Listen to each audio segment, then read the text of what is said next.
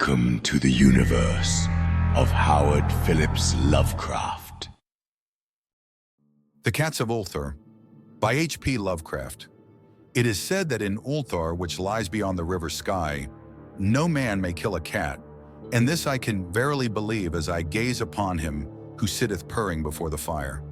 For the cat is cryptic and close to strange things which men cannot see. He is the soul of antique Egyptus, and bearer of tales from forgotten cities in Meroe and Ophir. He is the kin of the jungle's lords, and heir to the secrets of hoary and sinister Africa. The Sphinx is his cousin, and he speaks her language, but he is more ancient than the Sphinx, and remembers that which she hath forgotten. In Ulthar, before ever the burgesses forbade the killing of cats, there dwelt an old cotter and his wife who delighted to trap and slay the cats of their neighbors. Why they did this I know not, save that many hate the voice of the cat in the night, and take it ill that cats should run stealthily about yards and gardens at twilight. But whatever the reason, this old man and woman took pleasure in trapping and slaying every cat which came near to their hovel. And from some of the sounds heard after dark, many villagers fancied that the manner of slaying was exceedingly peculiar. But the villagers did not discuss such things with the old man and his wife, because of the habitual expression on the withered faces of the two, and because their cottage was so small and so darkly hidden under spreading oaks at the back of a neglected yard. In truth, much as the owners of cats hated these odd folk, they feared them more, and instead of berating them as brutal assassins, merely took care that no cherished pet or mouser should stray toward the remote hovel under the dark trees. When through some unavoidable oversight a cat was missed and sounds heard after dark, the loser would lament impotently or console himself by thanking fate that it was not one of his children who had thus vanished. For the people of Ulthar were simple and knew not whence it is all cats first came. One day a caravan of strange wanderers from the south entered the narrow cobbled streets of Ulthar. Dark wanderers they were, and unlike the other roving folk who passed through the village twice every year. In the marketplace they told fortunes for silver and bought gay beads from the merchants. What was the land of these wanderers none could tell, but it was seen that they were given to strange prayers, and that they had painted on the sides of their wagons strange figures with human bodies and the heads of cats, hawks, rams, and lions. And the leader of the caravan wore a headdress with two horns and a curious disc betwixt the horns. There was in this singular caravan a little boy with no father or mother, but only a tiny black kitten to cherish. The plague had not been kind to him, yet had left him this small furry thing to mitigate his sorrow. And when one is very young, one can find great relief in the lively antics of a black kitten.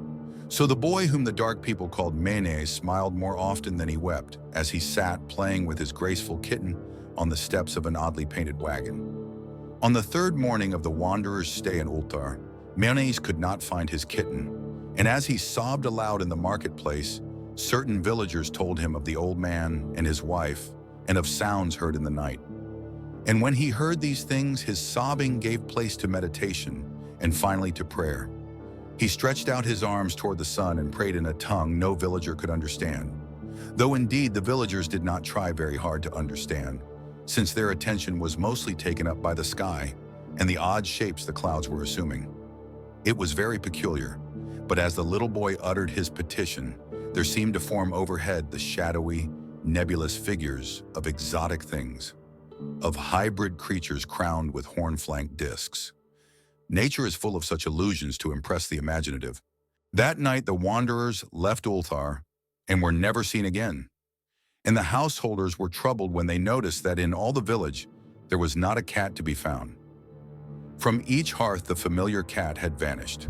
Cats large and small, black, gray, striped, yellow, and white. Old Krenon, the burgomaster, swore that the dark folk had taken the cats away in revenge for the killing of Mens's kitten, and cursed the caravan and the little boy. But Neith, the lean notary, declared that the old cotter and his wife were more likely persons to suspect, for their hatred of cats was notorious and increasingly bold.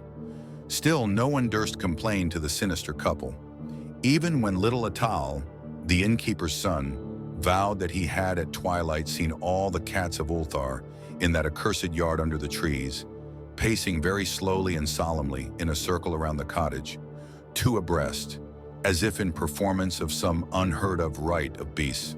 The villagers did not know how much to believe from so small a boy, and though they feared that the evil pair had charmed the cats to their death, they preferred not to chide the old cotter till they met him outside his dark and repellent yard. So Ulthar went to sleep in vain anger, and when the people awaked at dawn, behold, every cat was back at his accustomed hearth. Large and small, black, gray, striped, yellow and white, none was missing. Very sleek and fat did the cats appear, and sonorous with purring content. The citizens talked with one another of the affair, and marveled not a little. Old Cranen again insisted that it was the dark folk who had taken them, since cats did not return alive from the cottage of the ancient man and his wife. But all agreed on one thing, that the refusal of all the cats to eat their portions of meat or drink their saucers of milk was exceedingly curious. And for 2 whole days the sleek, lazy cats of Ulthar would touch no food, but only doze by the fire or in the sun. It was fully a week before the villagers noticed that no lights were appearing at dusk in the windows of the cottage under the trees. Then the lean Nith remarked that no one had seen the old man or his wife since the night the cats were away.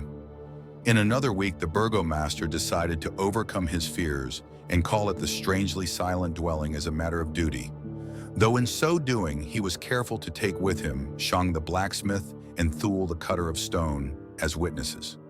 And when they had broken down the frail door, they found only this: 2 cleanly picked human skeletons on the earthen floor and a number of singular beetles crawling in the shadowy corners. There was subsequently much talk among the burgesses of Ulthar. Zath, the coroner, disputed at length with Nith, the lean notary, and Cranen and Shang and Thul were overwhelmed with questions. Even little Atal, the innkeeper's son, was closely questioned and given a sweetmeat as reward.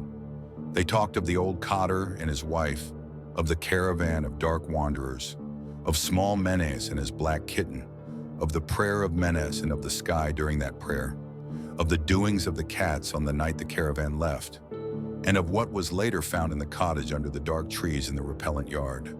And in the end, the burgesses passed that remarkable law, which is told of by traders in Hathag and discussed by travelers in Nir, namely that in Ulthar no man may kill a cat. The end.